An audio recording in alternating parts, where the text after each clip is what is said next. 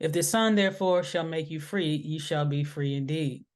So once again, going back to that, when we, let go and let God be God, it says here, if therefore the Son shall make you free. I was thinking about that, and I'm like, a lot of times when we want something, we want to see a change or something like that. We think it's going to be a difficult task, or it's an insurmountable, hill that we have to climb. Whereas if we let go of that control, so basically give in to our faith and let faith have control in the situation, then we can experience that freedom because he said, ask whatsoever you will, believe when you pray, those kind of things. So if we are doing those things, then if we ask for freedom for something, it said, if the Son therefore shall make you free, you shall be free indeed. So like, I don't know, I feel like sometimes like we feel like we gotta like tussle. So there's got to be a tussle there to get free from things or to change things, whereas sometimes it's a matter of just simply walking out of a door. Just like y'all said, letting go of control of a situation. Like, yeah, I really am helpless in this situation. So because of that, I'm just gonna let go. But then on the other hand, knowing too that, well, I asked for freedom. So I received that freedom. And you even, knowing God's word and saying it back to him, you know, you told me, whom the Son sets free is free indeed. So I expect that. I expect to that freedom to be in my life.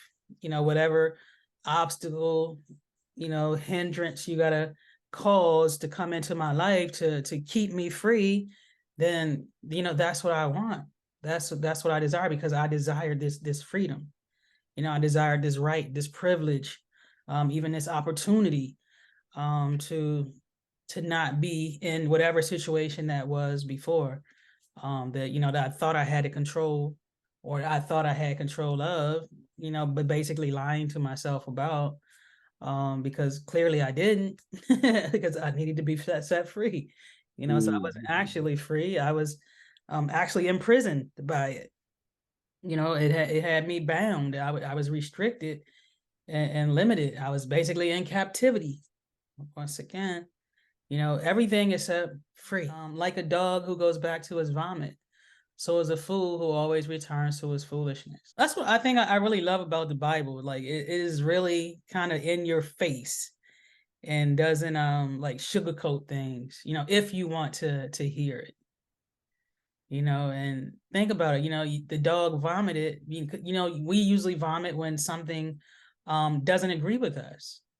It wasn't good for us to the point where our body had to expel it in an unnatural way, right? Not in a natural way where it goes through your system and then you you what is it called, excrete that or expel that waste from your body. But it's an unnatural way. It came back up, through your mouth, the place that's supposed to be like an entrance. you know so and then he said, and so is a fool who always returns to his foolishness. When we go back. So basically letting go of that freedom, just giving it up, giving it away, not even being willing to endure maybe some hardships, maybe sometimes, this newness, it seems hard. It seems harder, but there's growth in that, right? We keep with the newness until it becomes a part of our life. All right, so John 11, Jesus said unto her, thy brother shall rise again. Martha said unto him, I know that he shall rise again in the resurrection at the last day.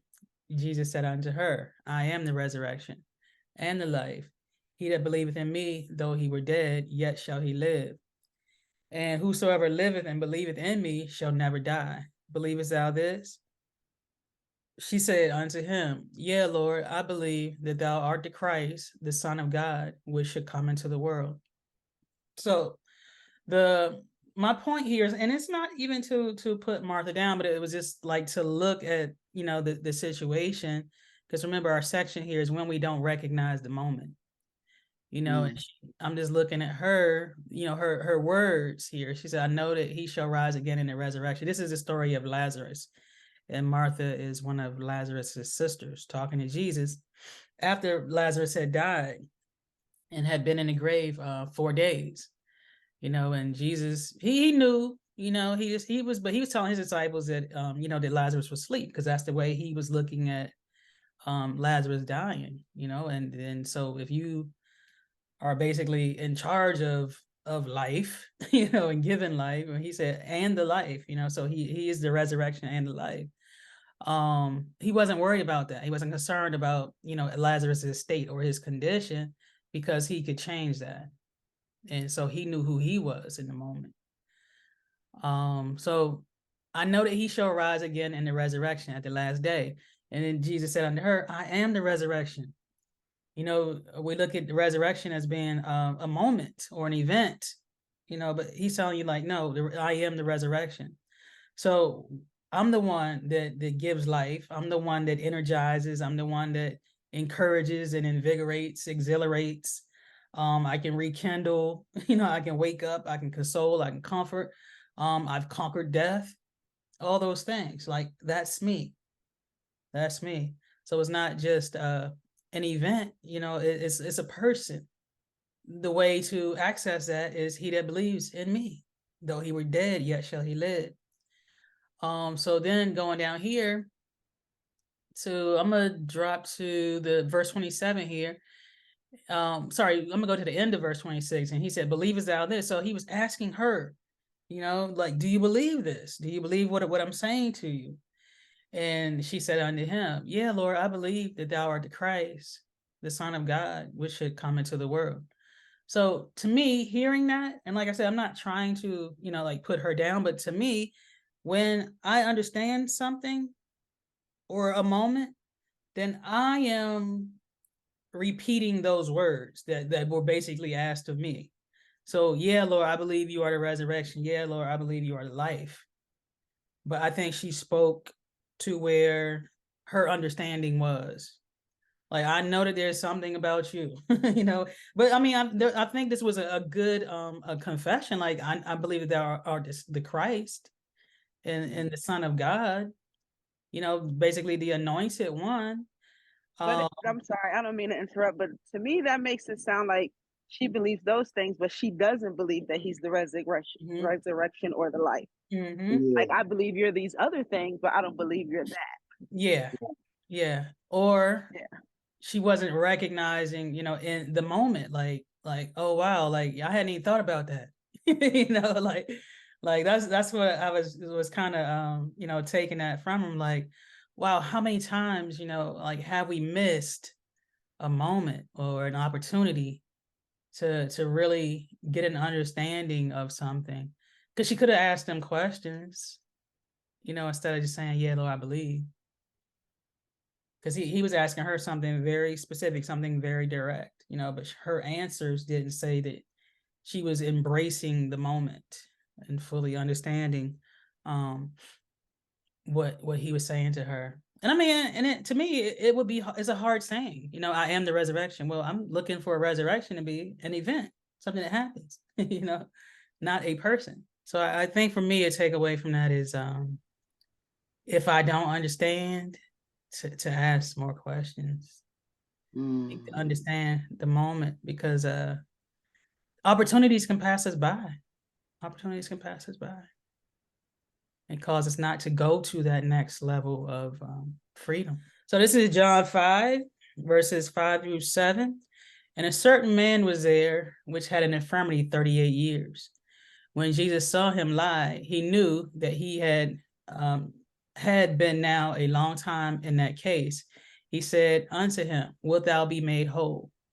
The impotent man answered him, Sir, I have no man when the water is troubled to put me into the pool, but while I am coming, another steppeth down before me. So a certain man, and he had been sick, had some kind of condition for 38 years. So a very long time. Right. And basically he was lying by this pool, at the place of Bethesda. And Jesus looked at him and knew he had been in that condition for a very long time. And then he asked the man, like, will you be made whole? Will you be made whole? So, basically, what is it that you want? You see the man is sick. Why didn't he just go up and heal him? But he put it back on him. Wilt thou be made whole? And the man, in his condition, in his state of mind, the next part, I have no man, when the water's troubled, to put me into the pool. I don't know if you all are familiar with the story, but basically, what it says is that an angel would come and stir the water, and basically the first person that gets put into the water was healed. All right, so he's saying he don't have anybody put him into the water, and by the time he can get himself there, somebody's already stepped in before him. My thinking was, I was just looking at this, Jesus asked him, would he be made whole? He didn't answer the question. He started rehearsing his problem. Yeah. Over again. And, because here was, an able-bodied man talking to him that may have been very well willing to put him in the pool, if it was necessary. When we're asked or presented with a solution, don't rehearse the problem. Give the, a response to the solution. Look for the solution. For whatever part we can add to that solution, or just embrace, the solution. Wilt thou be made whole?